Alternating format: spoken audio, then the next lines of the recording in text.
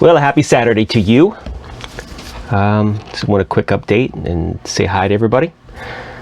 Today, Saturday, Holly was at work and I was left to my own devices. So I actually started on a new book that I've got a contract for, a new audiobook. It's called Dust and Rain. It's the second book in the Fire and Ice trilogy. I got a contract to do the last 2 books, so I did the whole trilogy.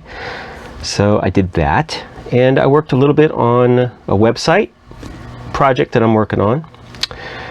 And I thought today I would talk about my current tobacco collection. I know a lot of you have huge collections, but I try to keep mine small so that I can concentrate on a few blends at a time. So as I run out, I order more, a little at a time.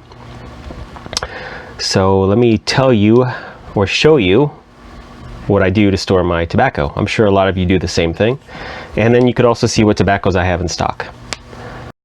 So I keep all my tobacco in these little mason jars from Michael's. They're literally about $1 each. Michael's is a local craft store, if you're not familiar with them. Similar to maybe a Joann's Fabrics or something in that manner. So right now I have probably 12, 15 tobaccos that I am currently actively smoking.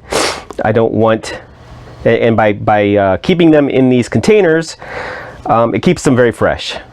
If I feel like they're getting dry, then I will pop a little clay tablet in there with some water and let it soak it in for a little bit to rehydrate. I'm sure many of you have done that before. I try to only keep 3 tins open at a time, and if they are tins, I usually try to keep them as flakes or discs. For instance, this golden sliced is a flake, and I think that's the only flake that I actually have right now. The other 2 is this Esoterica, this Pembroke. There's a little bit left in here, and this is staying surprisingly moist in its own tin. I've had 0 problems with this tobacco drying out, which shows you the quality of this tobacco. If you can get your hands on Esoterica, please do. Actually, don't, because then it's less for me. But anyway, and the other one I'm working on is something I've talked about before, Russellet's Perique Blend, GP11. This is a really good Virginia Perique. I like it a lot. I'm having problems deciding if this is better or if this one's better, this Sugiura Gin. This is also a Virginia Perique. When this came out of the tin, this smelled really bad. It smelled like fermented tobacco, which actually smelled really good, if you can make sense of that. So those are the 3 tins that I have, and I've gone through already Sugiura Gin. I'm also working on Autumn Evening. This is the first time that I've tried this. This is very good. This is a very, very good aromatic. One of the best aromatics I've had, and it's suitable now. It's seasonal. Very little to no tongue bite on that, which is really surprising for me because it's Cornell and Deal, and usually I get a lot of tongue bite from their tobacco because I feel I use the lesser quality tobaccos. These 2, Uptown High Stone and Empire English, were from a store in New York, and I'm going to look this up real quick because my memory is failing me. Give me 1 second. I'm going to try to type Uptown High Stone Tobacco.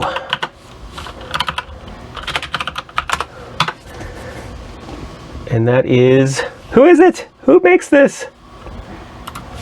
Oh man, Uptown. Nat Sherman. Damn, I couldn't think of that name. These 2 are from Nat Sherman. My middle daughter Shelby went to New York with her boyfriend, and they came upon the actual retail store in New York City, and they walked in and they got me these 2 blends. I was really happy about that. Uptown High Stone is a blend somewhat similar to Lane 1Q. I feel it's a little better quality than that, and Empire English should be self-explanatory. It's an English blend, a little bit of Latakia, so it's got a little bit of smokiness in there. But if you ever get a chance to get any of the Nat Sherman blends, please do. Squadron Leader, tobacco pipes. I think it was Tobacco Pipes, just sent me an email a couple weeks ago saying, hey, we just got this in, so I jumped on that. That's a very good English blend. I like it a lot. Presbyterian, another English blend. Let's see what we got here. Cult Blood Red Moon. Everyone knows that. Everyone knows and loves that. What else I got in here? Cross-Eyed Cricket.